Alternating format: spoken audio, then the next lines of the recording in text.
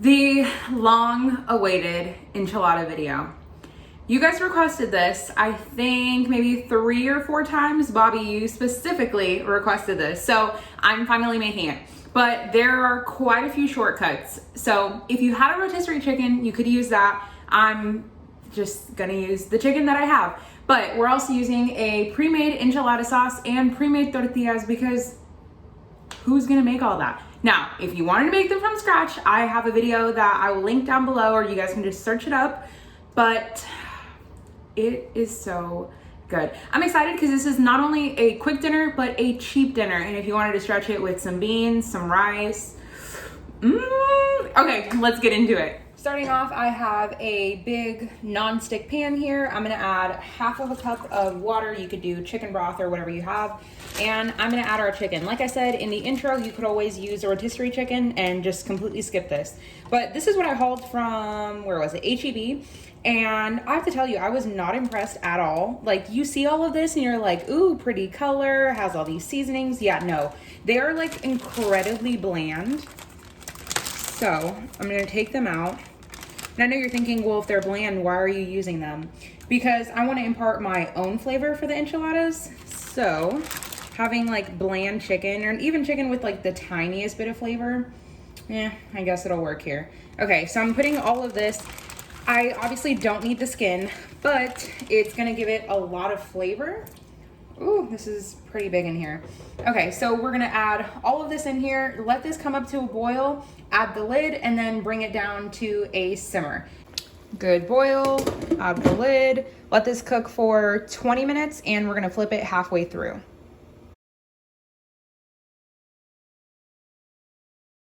Okay. What? I kind of want there to be noise in the back of my videos. Like, nothing.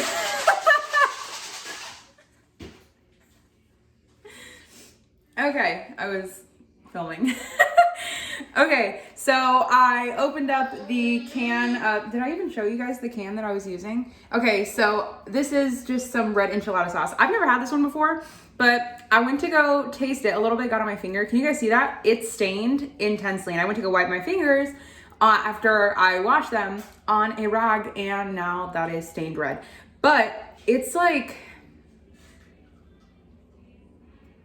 I mean, it smells okay. I don't know.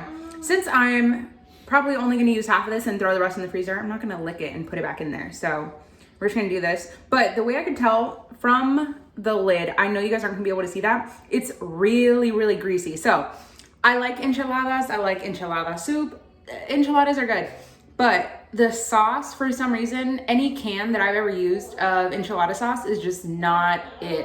I've never found one that's actually good. So if you guys know of one, like, seriously, let me know, because everything I've tried, it's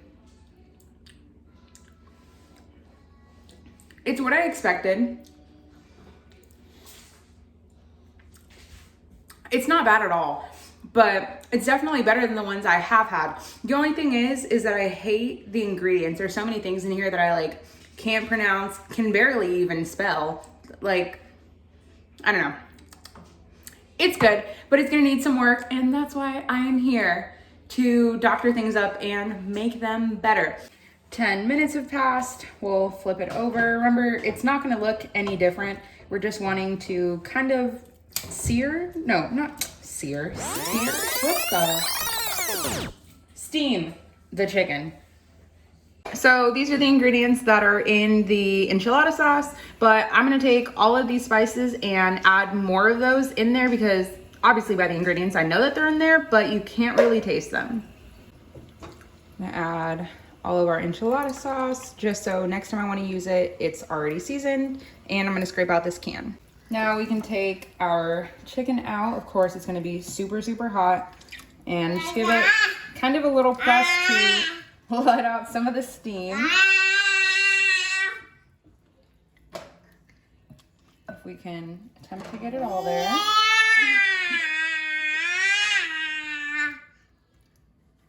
After your chicken's done cooking, you'll have some of the leftover fat and all of this juice. Save this for making like Mexican rice or any rice, or add it into a soup. So good. I'm gonna throw mine in the freezer because I don't know what I'm gonna do with it just yet. For the enchilada sauce, I, of course, am gonna add fresh garlic. Ugh.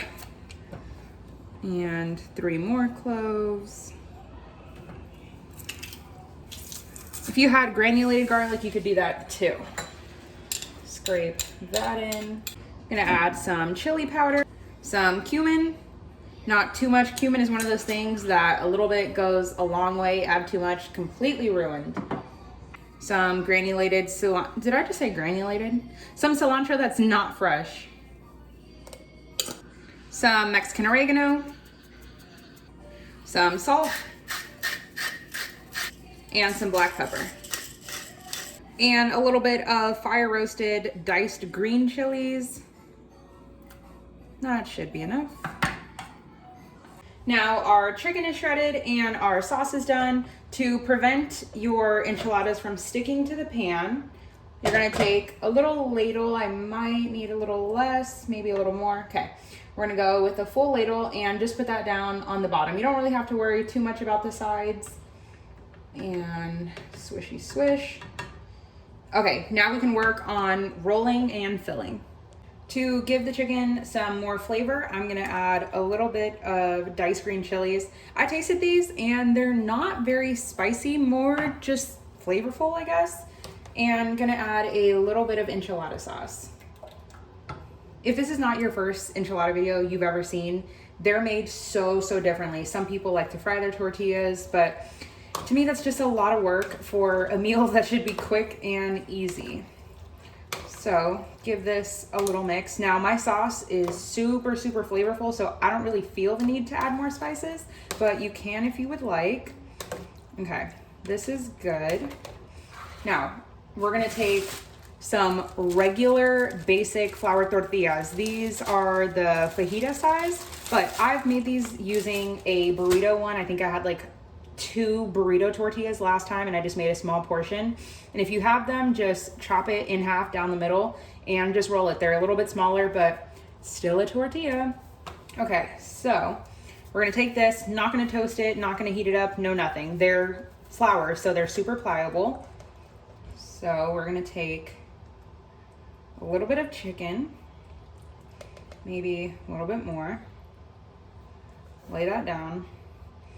And like I said in the beginning, if you wanted to stretch this, you could do refried beans on the bottom or mix the refried beans.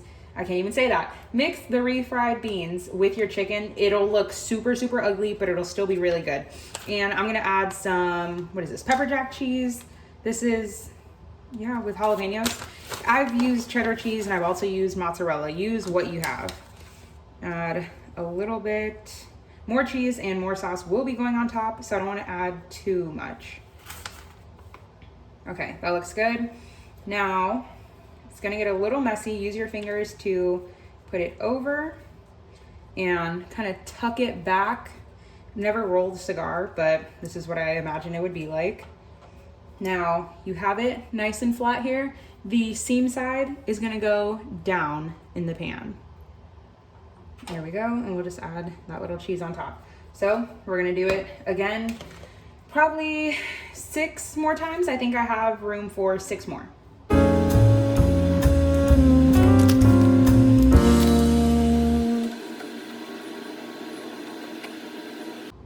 I have our oven preheated to 375. They're all rolled, got the sauce on the bottom. Now we're gonna add a little bit of sauce on top. You could always add more, but obviously when you add your sauce, they become a little bit soggy, but I don't like it to be a wet mess. And the tortilla soaks it up. Ugh, whew, so good. Okay. That little bit. I'd say maybe a half of a cup on top if we're being generous. I like my edges to be a little crunchy, so I don't always put it towards the edge.